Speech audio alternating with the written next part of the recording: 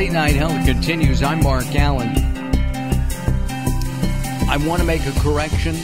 The WeAreTheEvidence.org is not a nonprofit. There is another nonprofit that takes contributions, and you can find out more about that by going to WeAreTheEvidence.org. WeAreTheEvidence.org is a wireless technology injured advocacy group, okay? So be sure to take a look at their website. The founder is our guest, Dafna Tachover, and we're going to invite her to come back in about a month, and we'll continue this. In talking about Better Call Saul and his brother, who did not allow cell phones or fluorescent lights and all kinds of other electronic equipment, is this a call out to us to say, hey, we have to take a look at technology as it evolves so we don't injure and kill ourselves? Well, that call has been done already about 60 years ago when our soldiers, those who were working with radars, which is just like your cell phone, emit microwave radiation on thermal levels, and our soldiers that were working with this technology got sick with what is known as microwave sickness or electrosensitivity, or what Saul's brother had in the program. So as a result of people developing this sickness, the Navy started researching it. And while the public is being told that there's no evidence that this technology is harmful, we're talking about many thousands of studies conclusively proving that this radiation harms almost every system and every organ in our body. And we actually see the sickness. This is not a warning about something that it will come in the future. This is happening. Look around us. Look what's happening. Now the 4 top diseases that kill children and young adults are brain tumors, thyroid cancer, testis cancer, and rectal cancer. Everywhere people use or put their cell phone. What about Bluetooth? Because that's also popular. You use it in your car to talk. Hearing aids use it so that you can hear better. As bad as it gets, especially the one, all those kids now putting those iPhone earbuds, the wireless one, if you spell Bluetooth. Bluetooth essentially, it's Wi-Fi to short distances, meaning very intense short distances network. And our government conducted a study, a $30 million study, a 14-year study. Final results came on November 1st, 2018.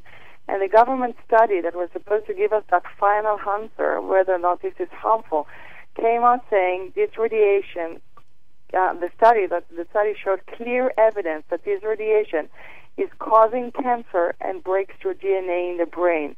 So not only does radiation cause cancer like tobacco, like cigarettes, it also breaks your DNA. Oh my! And what if you put a wired on? What if you use a wired headphone? Is that better? Absolutely. That's the only thing you should use.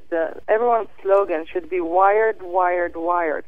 When the scientists of the government study, it's called the NTP Study, the National Toxicology Program Study, came out with the results first in 2016. They asked to warn the public.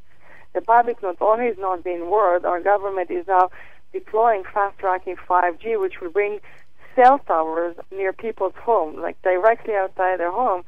And people need to know that it's time for them to turn off those devices and start to use wired headphones, wired internet, not Wi-Fi, not wireless, and definitely not put those wireless Bluetooth headphones in the ear, which double the radiation. It's communicate with the phone, but also put radiation directly into your brain, because your ear is the only place where you don't have a skull. The skull reduces the radiation going to the brain a little bit, but that's the only place you don't have a skull. The radiation that go directly into your brain.